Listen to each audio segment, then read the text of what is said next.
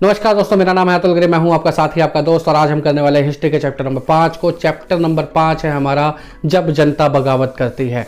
दोस्तों आज हम जानेंगे इसका एक्सप्लेनेशन क्या है पूरे के पूरे समराइज स्टाइल में। तो अगर आप हमारे चैनल पर नए हैं तो प्लीज़ इस चैनल को सब्सक्राइब कर लीजिएगा। यहाँ पर साइड में कहीं पर लिखा होगा सब्सक्राइब रेड कलर में, उसको दबाने के बाद में उसके बगल में एक बेल आइकन भी आएगा, उसको भी दबा देना ताकि आप पूरा का पूरा सिलेबस कहीं मिस ना कर जाए। तो आइए दोस्तों बढ़ते हैं आगे और देखते हैं क्या है इस चैप्टर के अंदर में। तो दोस्तों चैप्टर का तो नाम है जब जनता बगावत करती है। ये जो चैप्टर है ये आपका 1857 की क्रांति और उससे पहले और उसके बाद में क्या क्या हुआ था, ये जस्ट एक उस वाले पीरियड को दिखाती है कि 1857 की क्रांति कैसे शुरू हुई थी और कैसे ख़त्म हुई थी और इससे क्या क्या चेंजेस हुए थे और ये क्यों हुई थी। तो सबसे पहले यहाँ पर हमारे पास एक पहला टॉपिक आता है, वो आता है नवाबों की छिनती सत्ता। तो देखिए क्या होता है, 18th सेंचुरी के बाद से राजाओं की ताकतें छिन रही थी, उनके अधिकार ख़त्म हो रहे थे, उनके पास में जो पैसा था उसको ख़त्म कर दिया जा रहा था, उनके पैसा वसूलने के अधिकार को ख़त्म कर दिया जा रहा था, उनके जो ताकत थी, उनका जो सम्मान था उसको भी फिनिश कर दिया जा रहा था। हालांकि बहुत सारे स्थानीय राजाओं ने, जो वहाँ के जो लोकल जो राजा थे, उन्होंने बातचीत करने की कोशिश की, लेकिन इन लोगों ने इसे मानने से इनकार कर दिया। फॉर एन एग्जाम्पल इधर झांसी की रानी लक्ष्मीबाई ने भी कहा था कि उनके मरने के बाद में उनके बेटे को राजा बना दिया जाए, वो नहीं माने। नाना साहेब ने भी कहा था कि जी हमारी पेंशन ना रोकी जाए, वो नहीं माने। और यहाँ तक भी बात आ गई थी कि जो बहादुर शाह जफ़र है 1849 में लॉर्ड डलहौजी ने यह कह दिया था कि जैसे ही बहादुर शाह जफ़र की मृत्यु हो जाती है तो इनके परिवार को दिल्ली के लाल किले से निकालकर किसी और जगह पर रखा जाएगा। और इसी के साथ ही 1856 में, यानी कि सिर्फ 7 साल के बाद में, जब उस समय का जो गवर्नर जनरल था कैनिंग ने क्या कहा कि बहादुर शाह जफ़र जो है वो आखिरी राजा माना जाएगा, उसके बाद जितने भी लोग होंगे सारे सारे राजकुमार कहलाए जाएंगे। वहीं दूसरी तरफ बात आ गई किसानों की और सिपाहियों की। अब किसानों के साथ देखो क्या कंडीशन थी, हमने लास्ट के सारे चैप्टर्स में पढ़ रखा है कि किसान जो थे वो लोग अपने कर्ज से बहुत ज़्यादा परेशान थे। उनको कर्ज दे दिया जाता था, उसे चुका नहीं पाते थे। क्यों? क्योंकि उनकी जो फसल की कीमत थी उतनी कम लगाई जाती थी कि उनकी हालत और भी बद से बदतर होती जा रही थी। तो किसान तो बेचारे अंग्रेज़ों के साथ देने से रहे, यानी उनके अंदर भी विद्रोह की भावना आने लगी थी। और इसके अलावा जो सिपाही थे, सिपाहियों के साथ भी क्या कंडीशन थे, सिपाही भी बहुत ज़्यादा खुश नहीं थे अंग्रेज़ों के साथ में। जैसा कि हम सभी जानते हैं कि सिपाही एक पद था जिसमें अंग्रेज़ों के शासन में अगर कोई भी इंडियन अगर कोई सिपाही बनेगा नहीं, अगर कोई भारतीय बंदा अगर कोई सिपाही के पद पर जाता है तो उसका प्रमोशन बहुत मुश्किल से होता था, या फिर जितने भी टॉप रैंक के जो ऑफिसर्स थे वो सारे के सारे भारतीय नहीं, सिर्फ और सिर्फ अंग्रेज होते थे। सिपाहियों को ये बात बुरी लगती थी। और इसके अलावा इन्हें एक बार बर्मा जाने का आदेश दे दिया गया। बर्मा, क्योंकि ऐसा कहा जाता है कि उस समय की किसी किताब में उन्होंने पढ़ा होगा कि समुद्री यात्रा करना निषेध है, तो उसके चक्कर में उन्होंने मना किया। और मना करने के बाद फिर उनके ऊपर ये सब चीज़ें थोपी गई। अब थोपने के बाद में होता कि जब भी कभी आप किसी भी इंसान के साथ ज़बरदस्ती करते हो जिसमें आपका मन नहीं है कोई काम करने का, अगर आपसे फिर भी वो काम कराया जाए तो ऑब्वियस सी बात है कि आपके मन में गुस्सा आना जाया जाए। और हाँ, अगर वीडियो पसंद आ रही हो तो इसे प्लीज़ सब्सक्राइब कर लीजिएगा।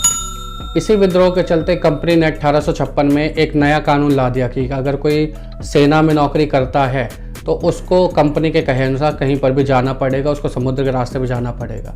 अब ये भी चीज़ सिपाहियों के लिए बहुत ज़्यादा विद्रोह वाली हो गई थी। अब सिपाही जो थे वो अपनी खुद की हालत से तो परेशान थे ही साथ वो लोग गांव के बैकग्राउंड से आते थे, तो किसानों की हालत भी ख़राब थी। तो मैं इस किसान और सिपाही जो थे दोनों के दोनों, जो वहाँ की जो लोकल जनता थी वो काफ़ी ज़्यादा परेशान हो गई थी अंग्रेज़ों से। अब देखो थर्ड पॉइंट था यहाँ पर सुधारों पर प्रतिक्रिया। कई बार क्या हो रहा था, जैसे अंग्रेज़ों ने विधवा विवाह बंद किए, सती प्रथा बंद की, इसके अलावा ऐसे कई सारे रीति रिवाज जो कि आज के ज़माने के हिसाब से, यानी उस समय के ज़माने के हिसाब से ठीक नहीं थे, उनको बदलने की कोशिश की गई। इसके अलावा उन्होंने ये भी किया कि जो ईसाई मिशनरी थे उनको खुलकर काम करने की आज़ादी दे दी, जर्मन मिशनरी थे उनको खुलकर काम करने की आज़ादी दे दी। तो इससे क्या हुआ कि धर्म के खिलाफ में इनकी जो एक छवि जो थी, जो एक इनकी इमेज थी, वो इमेज इनकी काफ़ी ज़्यादा नेगेटिव बन गई। अब नेगेटिव इमेज बनने के कारण में जो वहाँ के जो लोकलाइट्स थे, जो वहाँ के जो लोकल लोग थे, वो लोग और भी ज़्यादा परेशान हो गए कि यार ये लोग तो हमारे धर्म में भी अब टांग अड़ा रहे हैं। तो अब देखो यहाँ पर अंग्रेज़ों के खिलाफ कौन कौन आ गया है, राजा भी आ गए हैं, नवाब भी आ गए हैं, किसान तो थे ही थे, सिपाही भी थे, और साथ ही साथ जो आम जनता थी वो भी काफ़ी ज़्यादा इनसे परेशान हो चुकी थी। अब यहाँ क्या होता है कि इतना सारा बारूद बिछा दिया गया है, अब इसमें किसी को चिंगारी डालनी है। और वो चिंगारी का काम किया सैनिक विद्रोह ने। सैनिक विद्रोह ने क्या काम किया कि जब अंग्रेज अपने नए नए हथियार लेकर आ रहे थे, सैनिक शक्ति को मजबूत कर रहे थे, तो उसी समय पर एक बात ये भी फैली कि आने वाली जो बंदूकें जो आ रही हैं उसमें जो कारतूस जो आपको डालना पड़ रहा है, मैच लॉक मशीनें होती थी बेसिकली पहले, तो क्या होता था कि उसके कारतूस को छीलने के बाद में फिर उसमें आग लगाई जाती थी या फिर चबा के उसको डालना पड़ता था। तो ऐसी खबर आई कि उस कारतूस में जो चबाने वाला जो हिस्सा है उसमें गाय की और सूअर की चर्बी का इस्तेमाल किया जा रहा है। अब जैसे ही ये बात सैनिकों को पता चली, भाई उनकी तो भावनाएं आहत हुई, ऑब्वियस सी बात है, क्योंकि अगर इन्होंने गाय की बात की तो हिंदू इससे खफा होते और इन्होंने अगर सूअर की बात की तो मुसलमान खफा होते। तो इसी सीरीज में मंगल पांडे नाम के सिपाही ने इसकी खिलाफत की। उन्होंने अंग्रेजों के आदेश मानने से मना कर दिया। अब ये विद्रोह इतना ज़्यादा बढ़ा कि 29 मार्च 1857 को मंगल पांडे को बैरकपुर में फांसी पर लटका दिया जाता है। और उसके बाद ये गाय और सूअर की चर्बी वाली बात तो चली रही थी, तो 85 अफसरों को भी इसकी खिलाफत करने के लिए नौकरी से निकाल दिया गया और जिनको निकाला गया उनको 10-10 साल की सजा भी हो गई। ये सब बात थी 9 मई 1857 की। अब 10 मई 1857 को जो मेरठ के सिपाही होते हैं वो क्या करते हैं कि इन सारे सैनिकों को, इन सारे अफसरों को छुड़ा कर ये अपने साथ भगा ले जाते हैं और उसके बाद में वहाँ की जेलों पर और वहाँ के जितने भी लोकल जो थाने थे अंग्रेज़ों के, जहाँ पर कैंप लगे थे, वहाँ पर इन्होंने हमले कर दिए। उस हमले में काफ़ी ज़्यादा अंग्रेजी अफसर मारे गए। बेसिकली इन लोगों ने फिरंगियों के खिलाफ युद्ध का ऐलान कर दिया। इस युद्ध की लेकिन एक बड़ी बेकार सी चीज़ ये हो गई कि बड़ी ही एक अजीब सी बात हो गई कि 1857 की आप क्रांति की बात कर रहे हैं। क्रांति के अंदर में आपको काम करना था, पूरे देश में एक साथ हो जाता तो ये काम बहुत ज़्यादा आसान होता कि अंग्रेज़ों को 1857 में भगा दिया जाता। लेकिन यहाँ पर क्या हुआ, छिटपुट, थोड़ा सा झांसी में हुआ, थोड़ा सा ग्वालियर में हुआ, थोड़ा सा मेरठ में हुआ, थोड़ा सा कहीं और हुआ, तो अंग्रेज़ों को अपने आप को तैयार करने का मौका मिल गया और फिर उन्होंने जो उनकी जो कूटनीति वाली चाली थी वो सारी चलनी शुरू कर दी और इससे वो लोग जीत गए। लेकिन खैर हम पूरे वापस चैप्टर में आते हैं। यहाँ पर क्या होता है, 9 मई को इन लोगों को भगाया गया है। 10 मई को ये लोग सारे कहाँ पहुँच गए, सैनिक सिपाही कहाँ पहुँच गए, दिल्ली पहुँच गए। अब जब ये दिल्ली पहुँचे हैं, इन्होंने लाल किले का घेराव कर लिया। ये लोग क्या करना चाहते, जो वहाँ के जो बादशाह थे, मुगल बादशाह बेसिकली बहादुर शाह जफर, उनसे मिलना चाहते थे। इन लोगों ने क्या किया, ज़बरदस्ती अंदर घुसे, वहाँ के जितने भी अंग्रेज सिपाही थे उनको भी मारा है, उसके बाद अंदर गए हैं और राजा को, जो बादशाह था, उसको अपना बादशाह मानने को तैयार हो गए। अब इसमें क्या होता है कि बहादुर शाह जफर है, उसको अपना बादशाह माना गया। इट मीन्स कि अंग्रेज जैसे ही अपने शासन को हटाएंगे, अंग्रेजों को हटने के बाद ही सीधे सीधा हमारा जो राजा कौन हो जाएगा, बहादुर शाह जफर हो जाएंगे। अब बहादुर शाह जफर बूढ़े थे लेकिन फिर भी उन्हें इनकी बात को मानना पड़ा, क्योंकि सारे लोग कई सारे क्या थे, वो ज़बरदस्ती ही, क्योंकि कोई और ऑप्शन भी नहीं था। देखो बेसिकली ये था। तो बहादुर शाह जफर को इन्होंने राजा माना। अब जब बहादुर शाह जफर नेता बन गए तो वहाँ के लोगों का उत्साह और भी जागा। उन्हें लगा कि अब जो हमारा स्थानीय नेता है वही जब हमारे साथ में, तो अब हम इन अंग्रेज़ों को यहाँ से भगा सकते हैं।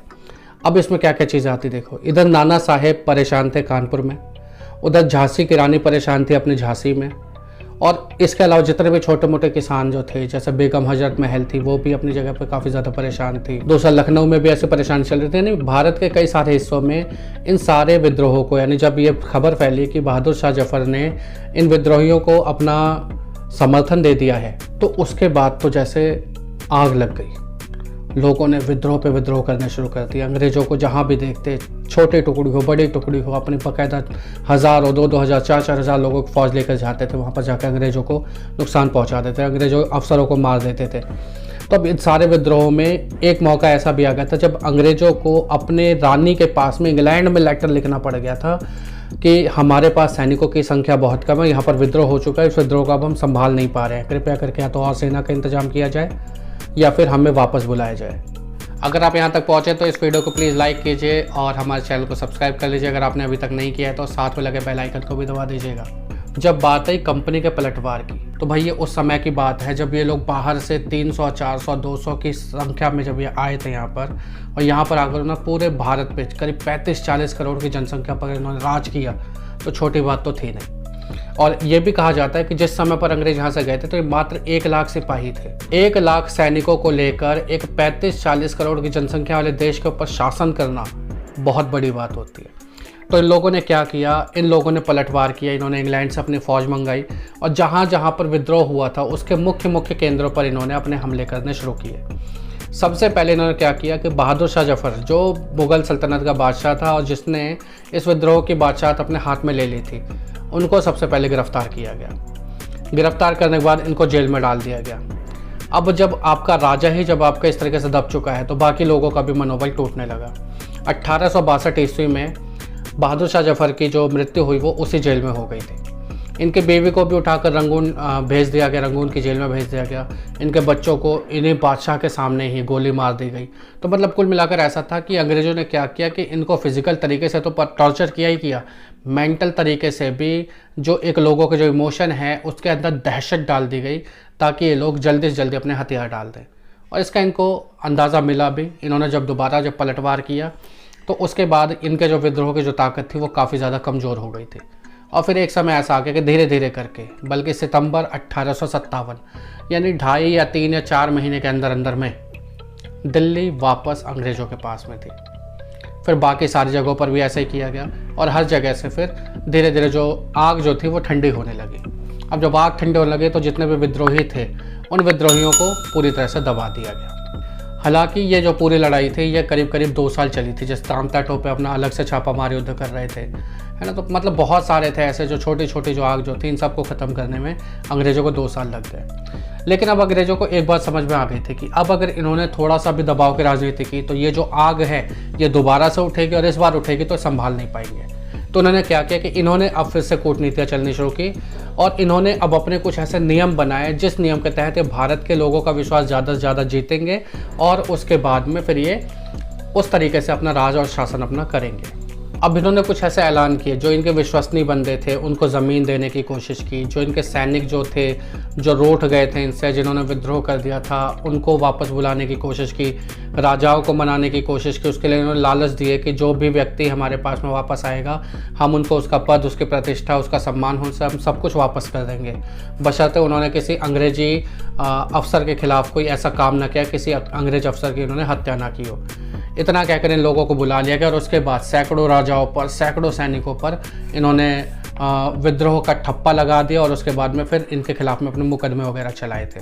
तो नए मोड़ों में क्या क्या नियम आ गए। पहला नियम आया कि अंग्रेज़ों ने जो भारत की जो बादशाहत थी वो उन्होंने अपनी रानी के अधिकार क्षेत्र में डाल दी। अब इनमें से नंबर 1 आता है कि अंग्रेज़ों ने कंपनी की शासन सत्ता को ख़त्म किया और सीधे सीधे ब्रिटेन को आगे रख दिया। ब्रिटेन को पूरा भारत का शासन संभालने को दे दिया गया।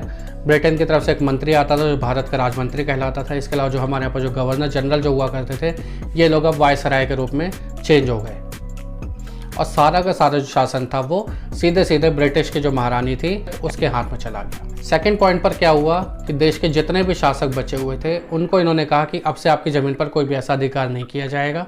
आपके जो दत्तक पुत्र हैं यानी जिनको आप गोद लेकर भी अगर आप अपना राजा बनाना चाहते हो तो वो भी आपको करने दिया जाएगा, बशर्ते आपको ब्रिटेन की रानी को अपना महारानी मानना पड़ेगा। और हाँ, अगर वीडियो पसंद आ रही हो तो इसे प्लीज़ सब्सक्राइब कर लीजिएगा। तीसरा पॉइंट उन्होंने क्या किया कि सेना में भारतीयों की जगह इन्होंने अंग्रेज़ों को ज़्यादा से ज़्यादा इन्होंने रिक्रूट करना शुरू कर दिया। अब यहाँ क्या होता है, जितने भी नॉर्थ इंडिया के जो लोग थे इन लोगों ने सारी बगावत की थी। तो नॉर्थ इंडिया जैसे आपका यूपी हो गया, बिहार हो गया, अवध हो गया, इन सब जगह के सिपाहियों को ना लेकर इन्होंने सिख रेजिमेंट, गोरखा रेजिमेंट, इस तरीके से इन्होंने अपने नए नए रेजिमेंट बनाए और वहाँ के लोगों को इन्होंने अपनी सेना में भर्ती किया, क्योंकि इनको पता था कि अगर इनकी खुद की ताकत मजबूत रहेगी, इनकी खुद की थाली में छेद नहीं होगा तो ये आराम से जीत सकते हैं। एक और पॉइंट क्या हो गया कि इन्होंने जो मुस्लिम जो लोग थे उनकी ज़मीनों पर इन्होंने कब्जा करना ज़्यादा शुरू किया। अंग्रेज़ों को क्या लगता था, क्योंकि बहादुर शाह जफर को नेता बना दिया गया था तो इनको क्या लगता था कि सबसे ज़्यादा जो उत्पात मचा रहे हैं या अंग्रेज़ों के खिलाफ में जो इन्होंने जो विद्रोह किया है वो सारा मुसलमानों की वजह से हुआ है। तो इसलिए उन्होंने इनके ऊपर में एक टेढ़ी नज़र रखना शुरू कर दिया। इसके बाद अंग्रेज़ों ने ये फैसला किया कि जो भारत के लोग हैं इनके खुद के जो धर्म हैं, इनके जो खुद के रीति रिवाज हैं, इनका इन्हें पूरा सम्मान करना होगा। तो इन्होंने उनके सम्मान के हिसाब से अपने नए नीति नियम बनाए। और लास्ट पॉइंट उन्होंने क्या किया कि जितने भी ज़मीन के मालिक थे और जितने भी ज़मींदार थे उनकी रक्षा करने और उनका जो अधिकार है उसको रोकने के लिए भरसक प्रयास किए गए। और इस तरीके से 1857 की क्रांति के बाद अंग्रेज़ों का एक नया राज शुरू हो गया। तो दोस्तों ये था वो पूरा का पूरा चैप्टर नंबर 5, जब जनता बगावत करती है। इस पूरे चैप्टर में हमने क्या क्या पढ़ा, हमने अंग्रेज़ों को किस तरीके से उन्होंने लड़ाई की उसको देखा, अंग्रेज़ों के खिलाफ लड़ाई किस तरीके से उसको देखा, 1857 की क्रांति से पहले क्या क्या चीज़ चल रही थी उसको हमने देखा, और साथ ही साथ 1857 के बाद भारत की राजनीति में क्या क्या बदलाव आए उसको देखा। तो ये हमारी वीडियो थी पूरे इस चैप्टर की। अगली वीडियो में हम बात करेंगे इसके क्वेश्चन आंसर्स की। तो ये वीडियो आपको कैसे लगी नीचे कमेंट सेक्शन में जरूर बताइएगा। अगर आपको अच्छी लगी तो इस वीडियो को प्लीज़ लाइक कीजिएगा, शेयर कीजिएगा, सब्सक्राइब कीजिएगा हमारे चैनल को, ताकि हम ये पूरा का पूरा सिलेबस आपकी नज़र से दूर ना कर सकें। तो आज के वीडियो के लिए बस इतना ही, मिलते हैं आपसे अगले वीडियो में, तब तक के लिए जय हिंद, वंदे मातरम।